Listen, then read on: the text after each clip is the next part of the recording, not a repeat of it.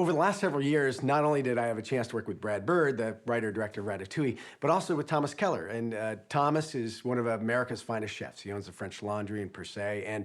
And when you see these guys work, you start to see a similar, not only sparkle in their eye and you know, how they do what they do, but also they're really intense. They've got this attention to detail, and they're very passionate about their work. So one's about cooking and one's about making great movies, but there is this harmonic in their approach. So I sat down and had a conversation with both of them, and they shared a little bit of their perspective. Order for two tasting. Sub one custard, please, for oyster and pearl. Sub a Suzuki for a lobster, chef.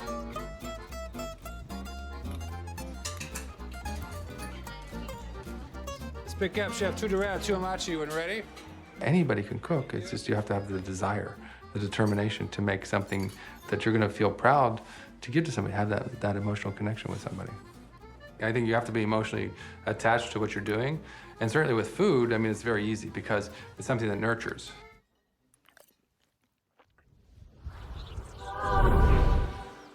You're constantly trying to get the audience into the state of feeling and how things feel rather than how things are.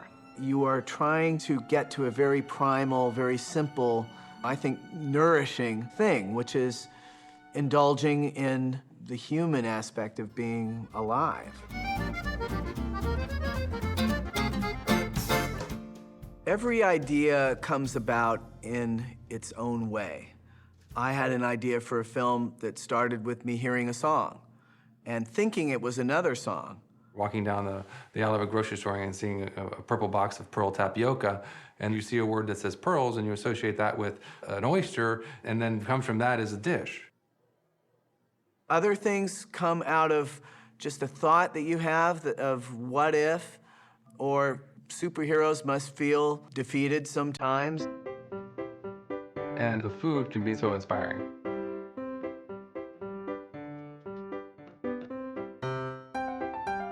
Comes in its raw form. You think, okay, what am I going to do with this? What are we looking at when we're trying to define a new dish? We're really looking at the end product. What do we want to see in the dish? What do we want to feel in our mouth? What do we want to smell? What do we want to taste? And then we work backwards in establishing the different techniques or the different products that we're going to use that are going to result in that end. Take the cornet of salmon, which we do here. The inspiration came from an ice cream cone. From that ice cream cone, I actually saw that salmon cornet. And then working back and trying to figure out the technique. I mean, how many times have you had a cracker with cream, onions, and salmon? Many times. What is surprising and what's amusing about it is the shape. The mistake that a lot of people make is thinking that you can force ideas to come.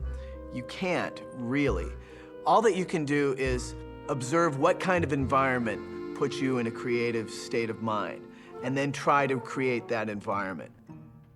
Take the example of cleaning a salmon. I mean, you clean a salmon every day for 10 or 15 years. I mean, it becomes part of who you are. You don't really have to think about cleaning the salmon. So by doing that kind of task, you're actually liberated to be thinking about other things. And at that point, you can start to think about not cleaning the salmon, but what am I going to do to the salmon after I clean it? Is that a traditional way you've done in the past versus flat, or I is it just something did it. you're just doing on the fly? Let's just do it. That's great. You know, sometimes things just get you at the last moment. One of the exciting things about doing something spontaneous is the risk. Are you going to fail or are you going to succeed? If you succeed at it, how can you make that dish feel spontaneous over and over and over again without it becoming somewhat old in your feeling? And I think that really is about us as cooks, making sure that each dish that we do is something that is as fresh and as dynamic as it was the first time that we did that. Animation is the same way. It's not a spontaneous act, but if you do it artfully, you get the feeling of spontaneous thought. I've seen people shoot footage of themselves and watch it and literally pick a little part from this shot and then a little bit from take two. Oh, I like that thing that I accidentally did with my hands there. I didn't know I was doing it, but look at it. It's kind of cool. If I put that over here and kind of assemble spontaneous moments, that can be put into a scene that feels spontaneous, but it has the graphic power, moment to moment, of precise visual decision making. If you do it well, it will feel spontaneous.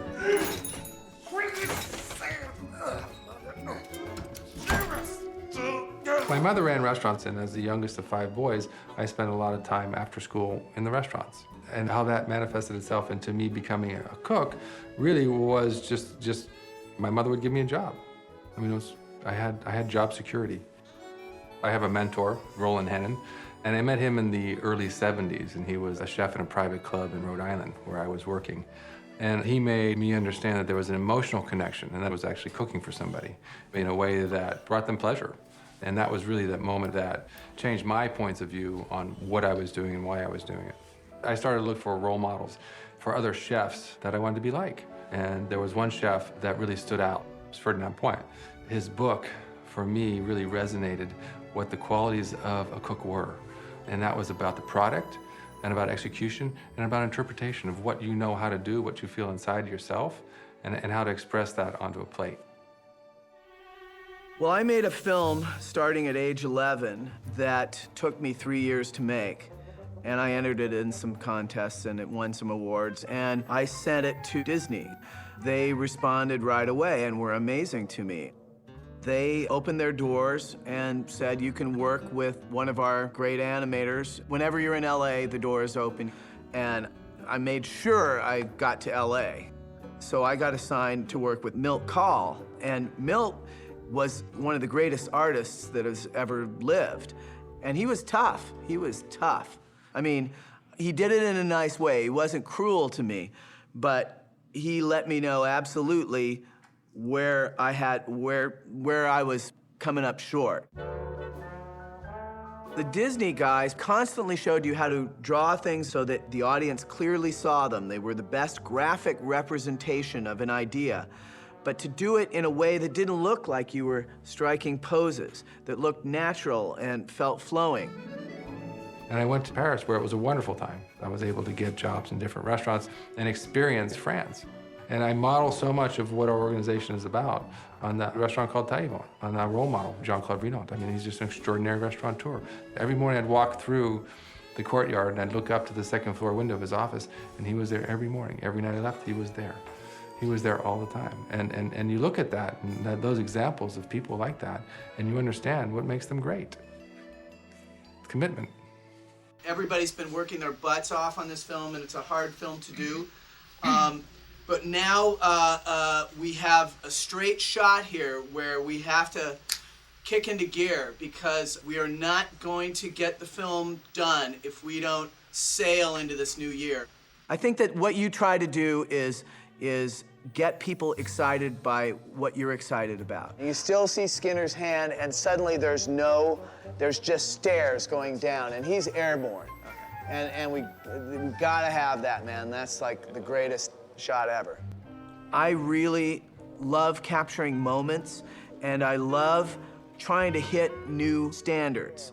And if I can get somebody to see that little carrot out there, and it's just there, it's like they're here and it's wonderful, it looks great, but if they go this much further, they can make the shot that nobody's made. Okay, we got it. All right. Yay! Woo! If you can make them feel that, they get that little extra oomph, and they feel wonderful later, because so many people have greatness in them. You know what I mean? It's just coaching it out of them. You put a little bit too much pressure on the bread when you're slicing it. That's why it crumbles on the edges on you.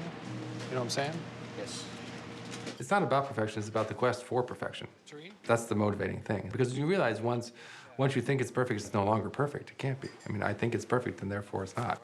You could finesse that turn by a couple of frames. People have told me that I can be demanding, but I think I'm enthusiastically demanding. I don't think that I'm mean about it. I think that I go, great, now if you could just do one more thing. It's fantastic. Great job. Can you do one tiny little thing? I have 2 minor notes, and they're not a big deal. You got it. The only thing you need to do now is just a little bit of eyelid stuff and a little bit of more brow stuff. I'll go, can I get this, this, and this? And then that'll be it. And then they'll give me that, that, and that, and I'll see one more thing that would make it better, and I can't help myself. I'll go, just can we get the... It's like anything in life when you do something, you know, what makes it better? What makes you better than somebody else? It's your understanding of what you're doing and being able to just tweak it to finesse that a little bit. The way somebody plates a dish, you know, it's not just putting it on the dish. You've got to finesse the way it goes down. Look at it, think about it. Make sure it's right there. Tweak it a little bit, make it just off center. Do that. If you try to over-control the process, you limit the process.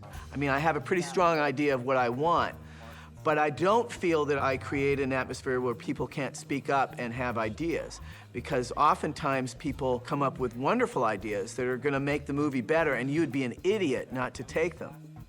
And I'm a firm believer in collaboration. You really have to have a lot of courage as a young cook to be in that process, because many times you'll say something that won't be impactful. And for somebody who's young, it kind of shuts them down. But you just have to keep that process going. You have to keep encouraging them to think about what they're doing in a way that they can then give you something back. They can own what they're doing in a way, and once you own it, it becomes yours. The level of execution, the level of commitment is heightened that much more.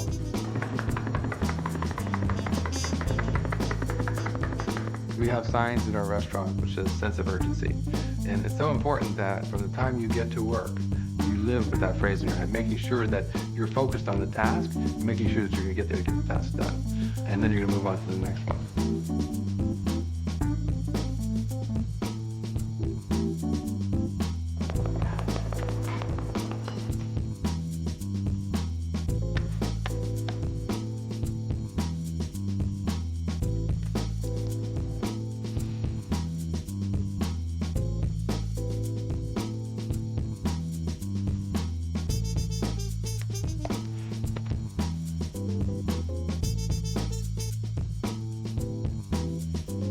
It's the pressure of the situations that makes you achieve a higher performance.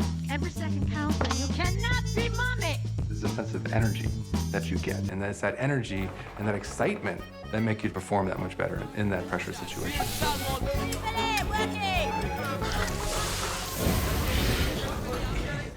If you think about what you're doing logically, you are trying to invent what an audience that you likely will never meet will enjoy 2 years from now. But you can't think of it that way. You have to think about it in terms of, what do I want to see? What delights me? So really it's looking to ourselves and saying, are we happy with what we've done? Am I happy with what I've done? Is the most important, is what we gauge our success on. So I think that you've got to make something that pleases you and hope that other people feel the same way. That's an emotional connection, where you have that emotional connection in what you're doing with food, you have emotional connection with your guest, with your staff, and the supplier. You're all together. You're all on the same page there. But I think one of the most motivating things is setting an example. You're a chef de partie, I'm a commis. You're setting an example for me that makes me want to be you. I want people to be excited about the medium. I want them to be proud of their work afterwards. Your legacy, really, is to be able to pass on to somebody else the task, the philosophy, the culture that you established yourself. And if I can help grow that feeling Thank you, Chef. about the film, about the medium, and working in it, then I feel like I'm doing a good thing, because I love this medium.